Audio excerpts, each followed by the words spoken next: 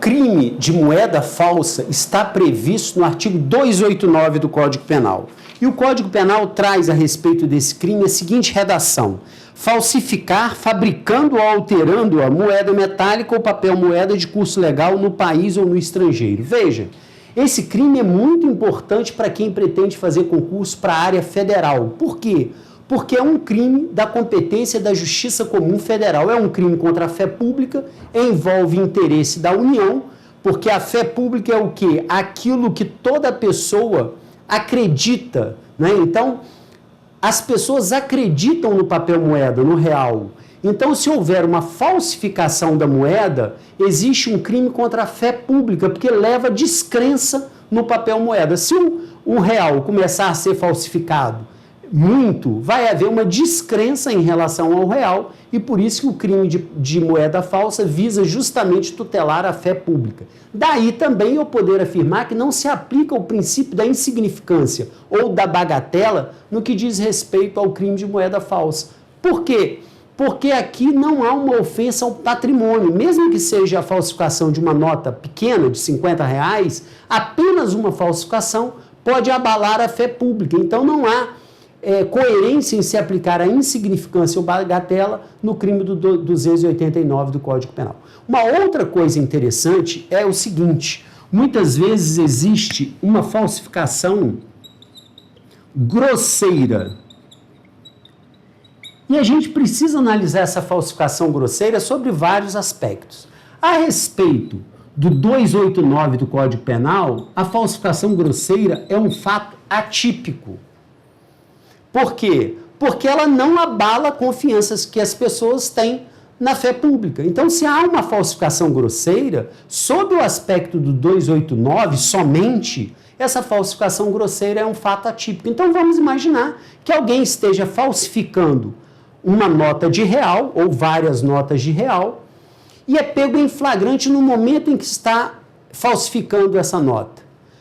A perícia é feita e chega à conclusão que aquela falsificação é grosseira e não é capaz de enganar o homem médio. Neste caso aqui, o fato investigado deve ser arquivado porque o fato é atípico. Agora você pode pensar, é atípico porque o sujeito não colocou a moeda em circulação? Não. A falsificação, o crime de falsificação do 289 é um crime formal, basta a falsificação para a consumação do crime. Não é necessário que o agente que venha falsificar a nota do real coloque-a em circulação. Não é necessário, porque é um crime formal. Agora, é um crime formal, mas também é um crime de perigo concreto. E a falsificação grosseira, não fica na falsificação grosseira, é configurado o perigo real que é necessário para a configuração do crime do 289 do Código Penal. Então, a falsificação grosseira, sob o aspecto do crime do 289, é um fato atípico, porque não há perigo real à fé pública.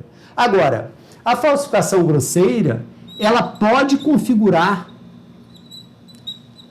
um outro crime. Ela pode configurar o estelionato,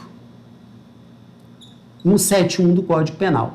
E aqui é importante a gente ressaltar a súmula 73 do STJ, porque se a falsificação bem feita, capaz de enganar o homem médio, ela é da competência da Justiça Comum Federal, porque caracteriza o crime do 289 do Código Penal, a falsificação grosseira, se ela foi capaz de enganar alguém, e esse sujeito que usou essa falsificação grosseira obtém vantagem ilícita em prejuízo alheio, esse agente cometeu o crime de estelionato. E esse crime de estelionato é da competência da Justiça Comum Estadual e não da Justiça Comum Federal, como do 289.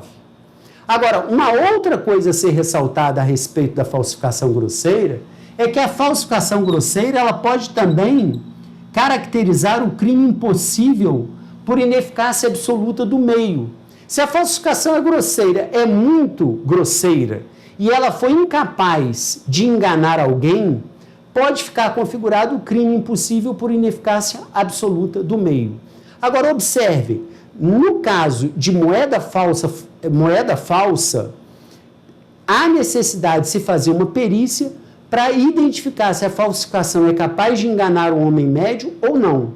Se ela foi capaz de enganar o homem médio, porque é uma falsificação bem feita, estará caracterizado o crime do 289 do Código Penal. Caso contrário, pode-se vislumbrar a ocorrência do crime de estelionato e aí o fato investigado deve ser declinado à Justiça Comum Estadual. Uma outra coisa também que a gente precisa observar é que muitas vezes o sujeito com uma conduta, ele falsifica, por exemplo, 1.000 cédulas de R$100. E aí, ele pratica crime único ou pratica vários crimes? Ele pratica aqui apenas um crime do 289 do Código Penal, porque com uma conduta ele falsificou várias moedas, né, várias notas de R$1. Então, existe aqui crime único.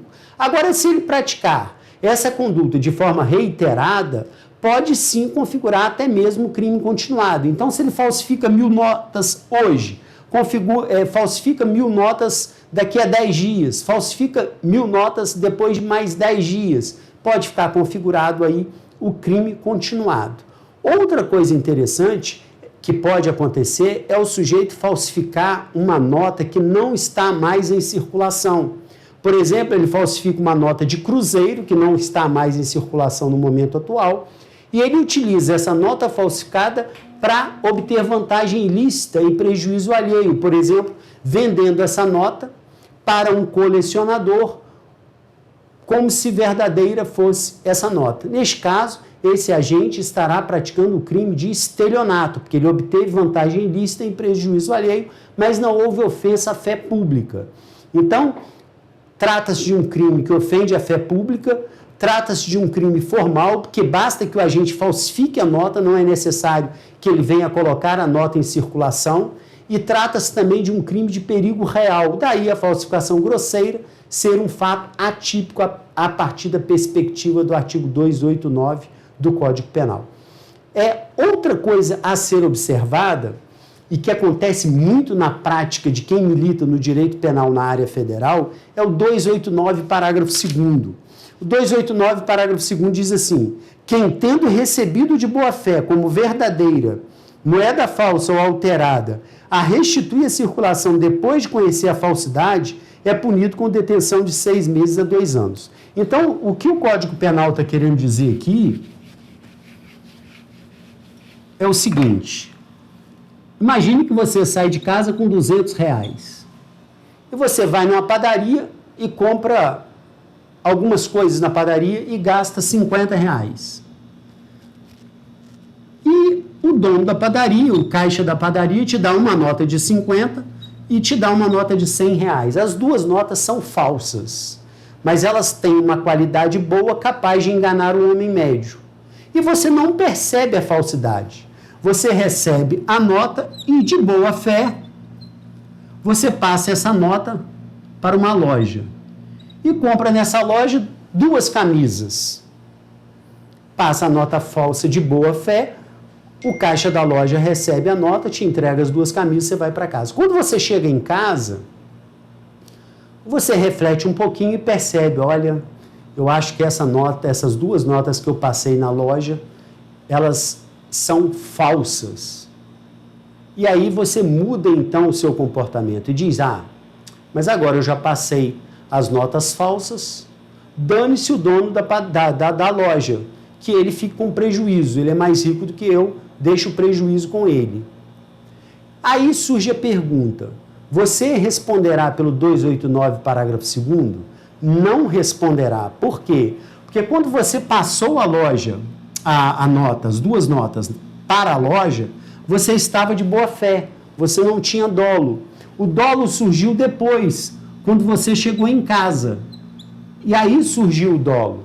E o dolo, para a configuração do crime de nota falsa, tem que existir no momento da conduta, no momento que você passa essas notas falsas para a loja. E naquele momento ali, não existia o dolo por parte do agente criminoso. Então, não há aqui o crime de nota falsa. O que o 289, parágrafo 2º, está falando é o contrário. Você recebe a nota, identifica a falsidade e passa a nota para frente com dolo de passar em circulação a nota falsa. Aí você responde pelo 289, parágrafo 2º. Agora percebam que o dolo ele tem que estar presente no momento da conduta. Se o dolo surgir depois, quando você já está em casa, aí não haverá o crime de nota falsa, porque não existiu. No momento em que você praticou a conduta, não existia o dolo. Eu espero que você tenha entendido a aula de hoje e que eu tenha colaborado com seus estudos de direito penal. Fique com Deus e em paz.